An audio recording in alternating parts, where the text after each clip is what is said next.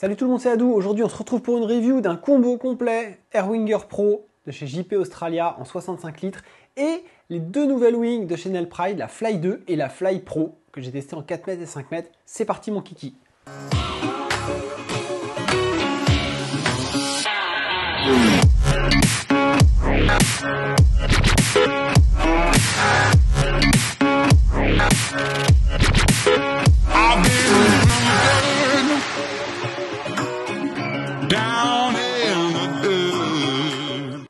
Alors je vais commencer par les wings. Déjà au niveau des modèles, la nouveauté cette année, on avait testé la Fly l'année dernière, la Fly dans sa version 1, c'est qu'on a une Fly 2 avec des évolutions et on a une version haut de gamme de la Fly qui s'appelle la Fly Pro qui va être proposée dans des matériaux plus haut de gamme. Côté programme, on reste sur des wings de freeride, mais freeride vague all-round polyvalente et freeride perf pour la Fly Pro évidemment. Que ce soit la board Airwinger Pro de chez JP Australia comme les wings Nel Pride, vous retrouverez tout ce matériel-là dans vos shops préférés qui référencent la marque. Sur les surfaces, en Fly 2, tu retrouveras pas moins de 12 surfaces, oui, c'est énorme, qui s'étagent de 1,8 jusqu'à 6,7. Et sur la Fly Pro, on va être sur un nombre de tailles plus raisonnable puisqu'elle est proposée en 7 surfaces qui vont de 3,5 jusqu'à 6,5. Au niveau des coloris, pour chacun des deux modèles, tu retrouveras deux coloris, les coloris étant distincts en fonction que tu as la Pro ou la Fly 2. Côté accessoires, chaque wing est vendu avec son sac de transport, petit kit de repas. Le leash avec émerillon, qui est très bien, est proposé en option. Il ne sera pas fourni avec votre wing. Sur les poids, tiens-toi bien, j'ai donc la Fly 2 en 4 mètres et la Fly Pro en 5 mètres. La Fly 2 nue sans son leash sort sur ma balance à 2,6 kg. Et la Fly Pro en 5 mètres, 1 mètre carré de plus, sort sur la balance à 2,4 kg, 2,5 kg. Donc en gros, la Fly Pro a sensiblement le même poids, elle est même un peu plus légère que la Fly 2 d'1 mètre carré de moins. Au niveau des tarifs, pour la Fly 2, les tarifs en fonction des surfaces s'échelonnent entre 849 € et 1139 €. Et pour la Fly Pro, tu retrouveras cette aile à partir de 1999 € jusqu'à 2149 € dans la surface la plus importante. Au niveau du shape et de la conception, dans les grandes lignes, le choix des matériaux, le panotage qui a été revu et la courbure de l'aile, le dièdre en fait, a été revu de sorte qu'on a une aile à la fois plus rigide mais aussi plus stable en free fly, en tout cas sur le papier, on va voir sur le terrain. Les envergures et outlines sont similaires en fonction que tu prends la Fly 2 ou la Fly 2 Pro. Les fenêtres sont placées au même endroit, sont similaires. Si ce n'est que sur la Fly 2, sur la Fly Pro, tu vas avoir des fenêtres en X-Ply entièrement, alors que sur la Fly 2, tu vas avoir un mix entre de la fenêtre PVC et de la fenêtre en X-Ply. Ce qui va vraiment faire la différence entre les deux wings, c'est le choix des matériaux. Sur la Fly 2, on a un bord d'attaque et une latte centrale en Dacron de marque Teijin. Et sur la Fly Pro, on va avoir sur la latte centrale et le bord d'attaque de l'Alula Aeris. Et pour être plus précis, il y a deux catégories d'Alula Aeris. Il y a l'Aeris X qui va constituer le bord d'attaque et la latte centrale. Et sur d'autres zones, tu vas retrouver l'Alula Aeris. Au niveau de la canopée, pour le SPI, le reste, c'est la même chose entre les deux wings. En tout cas, visuellement, je ne vois pas de différence. Sur la chute des deux ailes, tu vas retrouver 3 mini-lattes qui sont similaires. 3 mini-lattes d'un côté, 3 mini-lattes de l'autre, 6 mini-lattes en tout. Des petites lattes anti-flappement en bord de fuite de ces ailes-là. Au niveau du système de gonflage de valves, on est sur les mêmes valves, les petites valves bouton ressort, très pratique, des gonflages rapides. On va avoir une valve pour la latte centrale, une valve pour le bord d'attaque.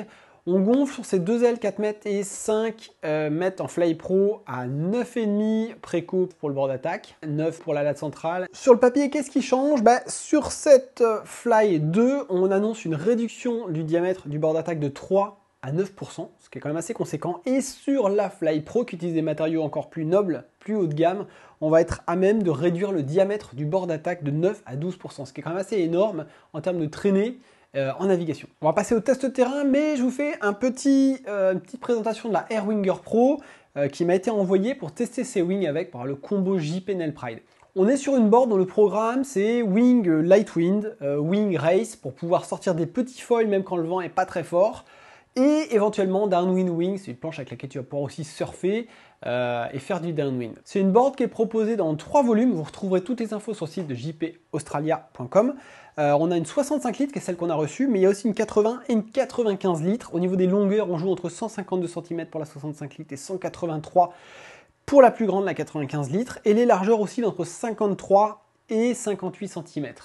Cette board, elle est proposée dans un seul coloris, avec un peu de bordeaux, du gris et du blanc. C'est assez esthétique, c'est assez sympa. Elle reprend les mêmes couleurs, un peu que ce qu'on avait sur la F-Winger l'année dernière qu'on avait testé sur la chaîne. Au niveau du package accessoire, pas grand chose à dire. Elle m'a été livrée avec un pack de 3 straps assez matelassés, type strap de windsurf, qui ont l'air très bien. Au niveau du poids, sur ma balance, je sors cette planche à 4,6 kg et c'est plutôt bien parce que c'est ce qu'annonce la marque. On est à 4,61 kg sur l'estimation de la marque, donc les poids sont plutôt justes chez le constructeur.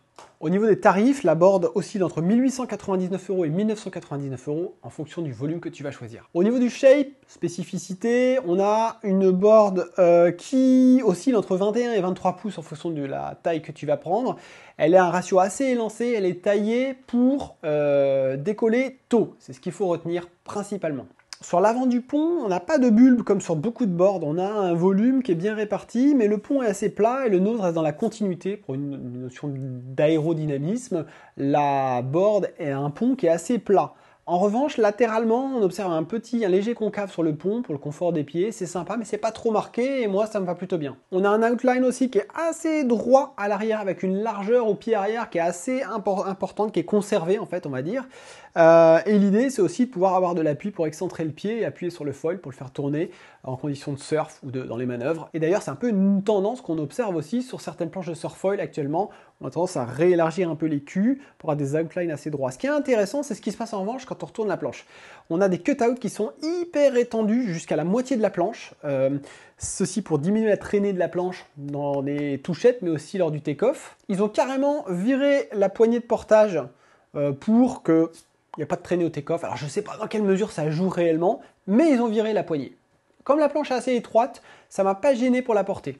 Ensuite, si tu regardes la planche, on a un rocker qui est très léger, qui est très progressif, pas de cassure, c'est pas une banane quoi. Donc vraiment, encore une fois, on a tout fait pour que cette board elle glisse au take-off. Au niveau des rails, comme sur la F-Winger que j'avais testé, on retrouve des rails longs, vraiment longs, et on a les carrés d'insertion qui se situent à l'arrière de la board, ce qui permet d'insérer le foil avec les T-nuts dessus, c'est assez pratique. Faut piger juste le coup de main au début parce que j'étais un peu dubitatif quand j'ai vu ce truc là la première fois sur la F-Winger, mais c'est en réalité très pratique quand tu as pris le pli.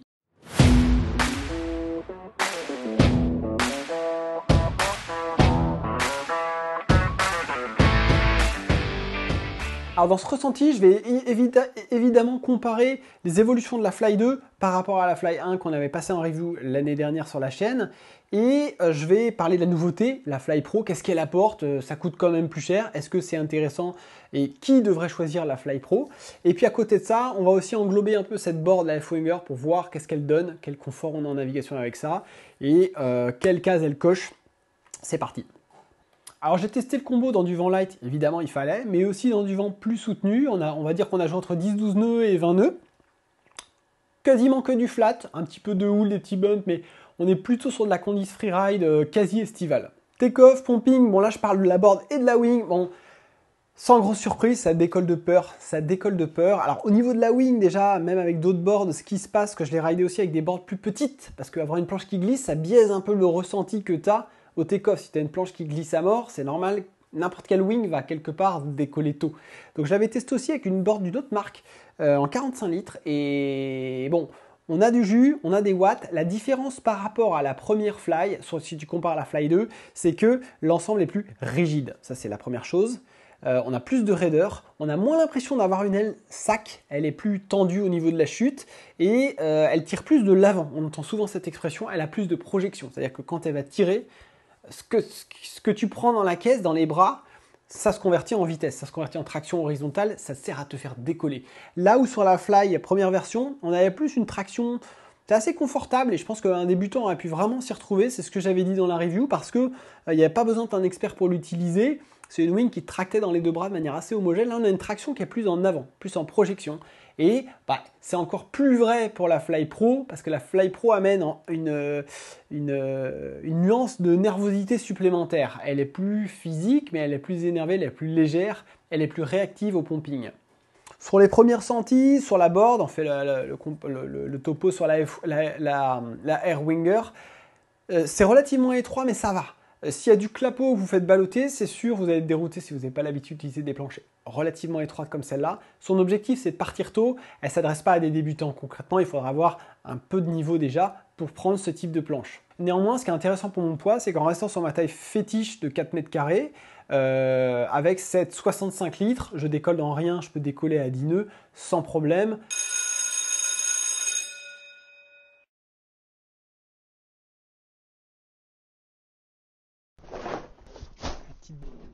On va voir s'il y a de quoi naviguer en 5 mètres, en wing. C'est léger, mais ça part en thermique.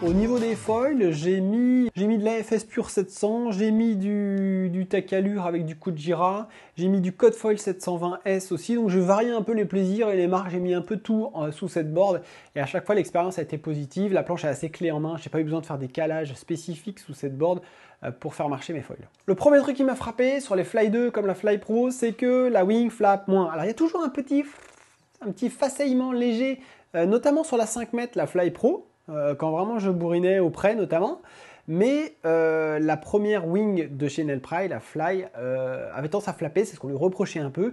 Elle avait une chute assez molle qui inquiétait certaines personnes, certains clients, quant au vieillissement de la wing. Donc là, je pense que c'est un problème qui est résolu. On a une wing qui est plus tendue et qui flappe beaucoup moins en navigation.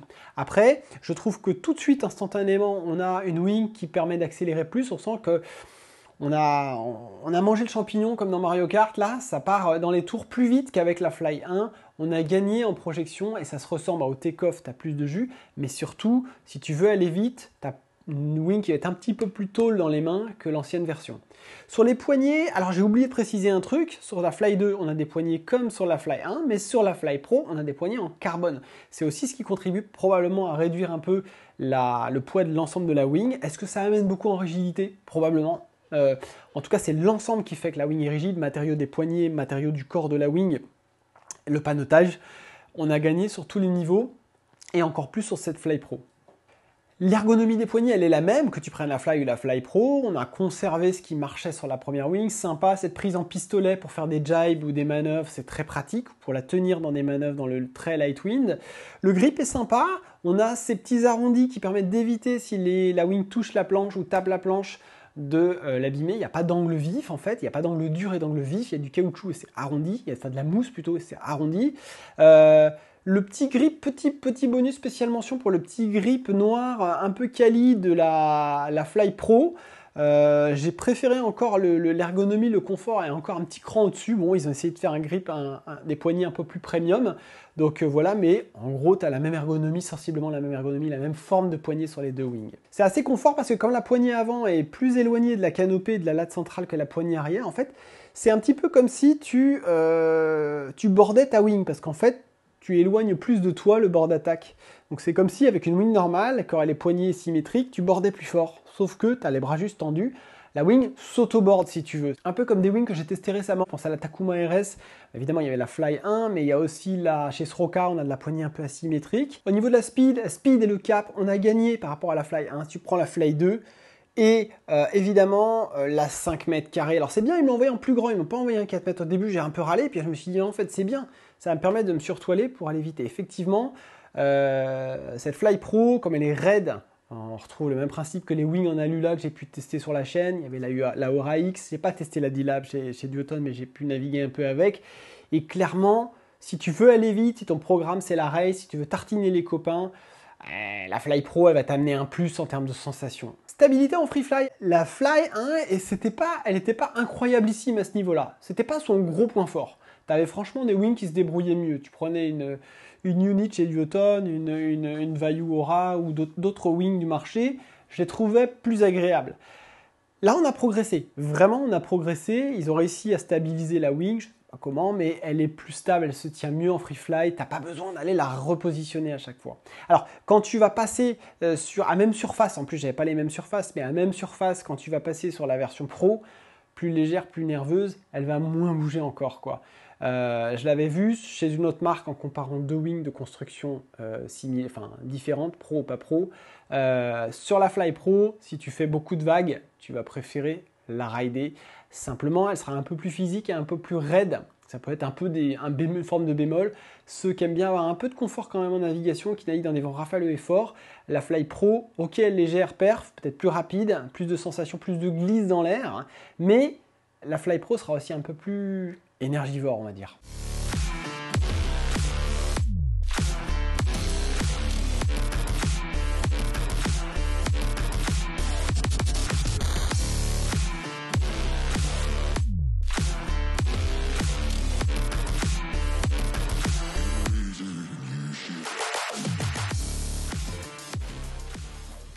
Globalement, ces wings, alors elles ont des poignées rigides qui permettent de facilement y mettre des bouts de harnais. N'hésitez pas à naviguer au harnais avec ces wings, comme elles sont super stables, il n'y aura pas de souci. Sur la Fly 1, on a progressé depuis la Fly version 1, donc mettre des bouts de harnais prend encore plus de sens sur cette V2 et cette Pro. Sur la Pro, encore plus, et encore plus dans les grandes tailles. Pour moi, 5 mètres, c'est relativement grand. Clairement, c'est une wing qu'il faut naviguer au harnais si vous voulez mettre des grands bords, faire un super cap. Comme le bord d'attaque est fin, avec la Pro, vous allez avoir un cap encore meilleur, une meilleure glisse encore, elle va être encore plus légère sur les longs bords. Et je vous invite à vraiment mettre du harnais là-dessus. Dans les manœuvres, similaires pour les deux. Il n'y en a pas une que j'ai trouvé mieux, voilà. J'ai pas noté d'amélioration colossale par rapport à la V1. Il y a des wings qui passent mieux d'une amure sur l'autre, sur le tac. Bon, dans les jibes, zéro problème, j'aime bien cette poignée. Sur la Fly Pro, un truc qui est très léger, donc elle flotte dans rien. C'est plutôt pas mal. Il faut juste avoir en tête que cette wing, au moment où tu tac, en fait, comme tu as la poignée rigide, faut la faire pivoter, faut la faire tourner, faut que le bord d'attaque aille se loger face au vent. Et dès l'instant que tu fais ça, elle bascule vraiment toute seule. En tout cas, sur la Airwinger, pour reparler de la Airwinger, je l'ai ridé plutôt strapless. J'ai vraiment kiffé. C'est une planche qui peut t'emmener très tôt avec des petits foils. Donc si tu veux aller vite, même dans des petits airs, bah, tu vas pouvoir le faire parce qu'elle glisse bien. Je l'ai trouvé super raide, super rigide au niveau de la construction. Et ce qui est intéressant, c'est que tu peux la strapper si tu veux aller plus loin dans le délire pour aller vite, vraiment vite. C'est intéressant de mettre des straps. Néanmoins, moi je l'ai utilisé pas mal strapless et dans une logique un peu de planche de downwind. Alors, à la pagaie, ce serait trop petit, mais avec une wing, c'est une bonne planche de wing downwind. Si tu veux naviguer à la cool comme moi, un peu en freeride, et prendre des petits bumps, pomper, reconnecter, j'ai trouvé que la board était rigide, confort, le pont agréable, elle tolérait bien dans les touchettes. C'est des boards qui commencent à être un petit peu allongées par rapport à des boards de wing plus traditionnels. Et ce que j'ai trouvé sympa, c'est que lorsqu'elle touche, elle repart assez facilement. Si tu plantes dans 10-12 nœuds, tu sais que tu vas repartir, tu sais que ça va toujours glisser, ça va repartir même avec un foil un peu sous-dimensionné. Oh putain, j'ai ramassé le foil à donf. J'ai bien nommé aussi la forme du tail parce que tu as un peu de largeur et tu peux un peu excentrer ton pied. Donc tu peux facilement la faire tourner, faire un peu de carving, soit avec les pieds centrés, assez serrés au niveau du stance, un peu comme si tu faisais du longboard. Et en même temps, tu peux aller chercher le tail un peu sur l'extérieur et tu as un confort de pont que j'ai apprécié personnellement. 4 kg aussi sur la balance et raide, moi j'ai trouvé que cette board là, des fois les boards de série peuvent être un peu lourdes quand tu montes dans les volumes, on sait 65 litres c'est pas un gros volume, mais je trouve que le poids ressenti, le feeling de légèreté en nave était vraiment bon, voilà. Donc ça c'est un bon point je pense pour une board, surtout pour une board que tu veux faire décoller dans du light wind, une board de série, donc ça c'est vraiment cool. Après pour revenir un peu sur les wings, sur la plage haute, le vent fort, parce que je n'ai pas parlé de ça, c'est le dernier item, j'ai une préférence naturellement pour la Fly Pro parce que quand tu veux vraiment aller vite ou quand le vent commence à forcir, en fait c'est une wing qui va plus convertir en vitesse la traction que tu as dans les bras. Pour une raison sans doute assez simple, c'est que le bord d'attaque est plus fin que sur la Fly 2. Donc si vous voulez vraiment aller vite, je pense que, et j'en viens à ma conclusion du pour qui, pourquoi, la race, allez vite, vous faire plaisir, simplement prendre la meilleure des wings dans la gamme Nel Pride, cette Fly Pro, elle répondra à vos attentes. Sur du free fly, du light wind, elle va s'auto-porter plus facilement que la Fly 2. Après, la Fly 2 est une excellente wing, on capitalise sur des choses qui étaient très intéressantes, sur la forme des poignées, sur le confort de navigation, la plage basse, la puissance, le fond de puissance sans être pour autant trop tracteur. On a diminué je trouve la traction entre guillemets inutile de la wing qu'on convertit plus en vitesse, c'est une wing qui tire plus de l'avant.